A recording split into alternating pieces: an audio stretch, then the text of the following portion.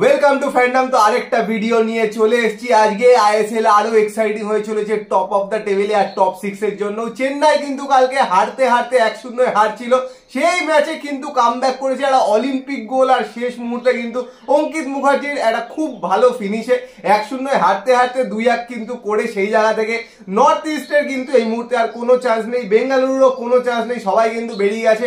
এখন ব্যাটেলটা একটা করে ম্যাচ বাকি দুজনেরই, চেন্নাই আর ইস্ট বেঙ্গলের মধ্যে। সেই নিয়ে কথাবার্তা বলবো, ট্রান্সফার নিউজ রুমার যা যা আছে সবকিছু নিয়েই বলবো। টপ অফ দ্য টেবিলের ফাইট নিয়েও বলবো। কালে কিন্তু গোয়াও জিতেছে, গোয়া কিন্তু এখনো 3 নম্বরে থাকার লড়াইতে আছে। তো 3 আর 4 এর মধ্যে লড়াই হচ্ছে, আর উপরে 1 আর 2 এর মধ্যে লড়াই হচ্ছে। তো সবাই চারিদিকে লড়াইয়ের ছড়াছড়ি, তো সেই নিয়েই বলবো সবকিছু। কিন্তু সবার আগে যেটা বলি, ফেসবুক আর ইনস্টাগ্রামে ফলো করে নিও, আর ইউটিউবে সাবস্ক্রাইব করে নিও। তো 25 থেকে প্রথমে শোনো। তো প্রথমেই আপডেট গুলো একটু দিয়ে দিই, তো তারপরে আইএসএল এর কথায় আসছি। তো প্রথমেই বলি, আজকে আই লিগের একটা ম্যাচ রয়েছে রাজস্থান চার্চিল, তো দুজনেরই আজকে শেষ ম্যাচ। এছাড়া সেকেন্ড ডিভিশন আই লিগের একটা গুরুত্বপূর্ণ ম্যাচ রয়েছে ইউনাইটেড স্পোর্টস এর জন্য, United sports versus Dempo sports club, বিকেল 4টে থেকে। এটা যদি ইউনাইটেড যেতে তাহলে লিগ টেবিলে একটু উপরে উঠতে পারবে, কারণ এই মুহূর্তে 7 নম্বরে রয়েছে। এছাড়া জুনিয়র লিগ, এআইএফএল জুনিয়র লিগ মানে আন্ডার 15 লিগের কিন্তু আজকে east Bengal versus Bengal football একাডেমির খেলা রয়েছে 3:45 থেকে। আর বলে রাখি, মোহামেডানের যেই লাস্ট ম্যাচটা রয়েছে সেটা কিন্তু ফ্রি টিকিট ব্যবস্থা করা হচ্ছে মোহামেডান ক্লাবের তরফ থেকে, আইএফ এবং এএফ এর তরফ থেকে। এবং তার সাথে বলে রাখি, খেলাটা কিন্তু যুব ভারতীতে হবে, অফিসিয়ালি জানিয়ে দেওয়া হচ্ছে সন্ধ্যে 6টা থেকে। তো সমস্ত ফুটবল প্রেমীরা অবশ্যই আসতে পারো।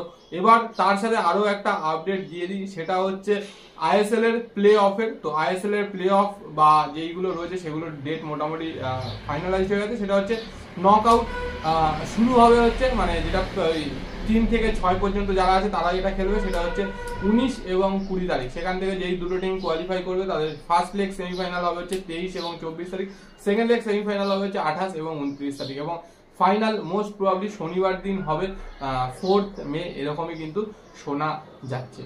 তো আজকে কিন্তু ইস্ট বেঙ্গলের লাস্ট ম্যাচ আছে। আর কালকের খেলা নিয়ে বললাম, কালকের খেলা যারা দেখোনি, অলিম্পিক গোল মিস করেছে। অলিম্পিক গোল কিন্তু হয়েছে কালকে, আর শেষ মুহূর্তে অঙ্কিত মুখার্জির খুব ভালো ফিনিশ। সেই নিয়ে কিন্তু এখনো রেসে আছে চেন্নাই। আর চেন্নাই লাস্ট ম্যাচ কিন্তু ড্র করলেই চেন্নাই টপ 6-এ উঠে যাবে।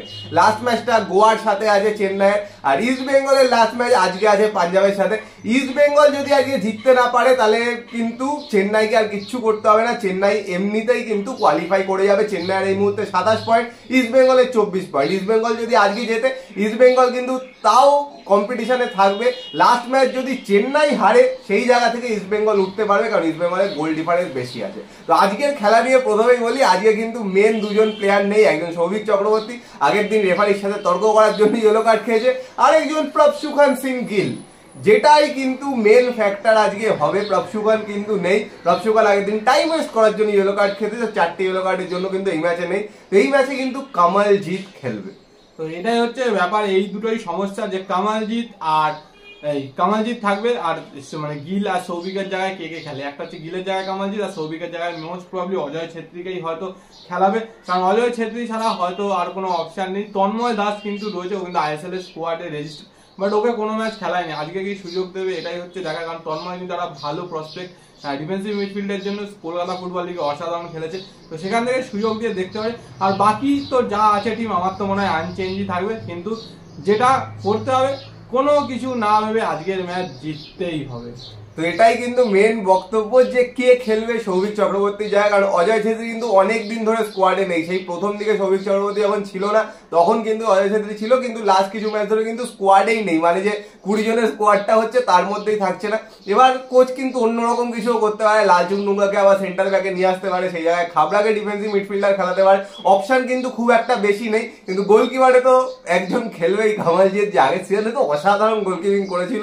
তো সেই গোলকিপার কিন্তু একটাও ম্যাচ এখনো অব্দি খেলেনি, একদম সিজনের লাস্ট ম্যাচে এসে চান্স পেয়েছে। সেটাই কিন্তু দেখার বিষয়, যে কিরম ভাবে আজকে কোচ টিম সাজায়, কারণ কোচের সামনে কিন্তু অনেকগুলো চ্যালেঞ্জ আছে। আর পাঞ্জাবকে একদম ছোটখাটো টিম, মানে একদম ফেলে দেওয়ার মতো টিম নয়। পাঞ্জাবও কিন্তু যথেষ্ট ভালোই খেলছে, মানে প্রথম হাফটা যতটা ভালো খেলেছে, সেকেন্ড হাফের খেলাগুলো দেখো অতটাই কিন্তু ভালো খেলেছে।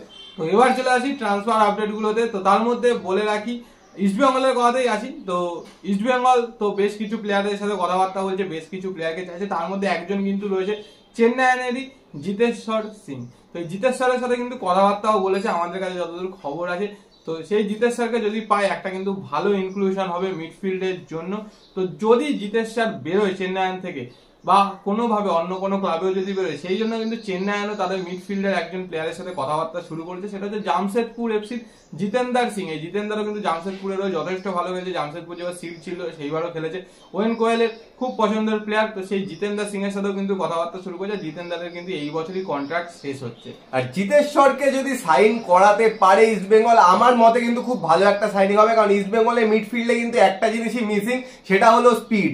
আর জিতেশ্বর সিং কিন্তু খুব একজন স্পিডি প্লেয়ার, র্যাপিড কিন্তু মুভমেন্ট করতে পারে। তো সেই জায়গা থেকে যদি সাইনিংটা করাতে পারে খুব ভালো একটা সাইনিং হবে, কারণ স্পিডটা খুব ইম্পর্টেন্ট এই মুহূর্তে মিডফিল্ডে।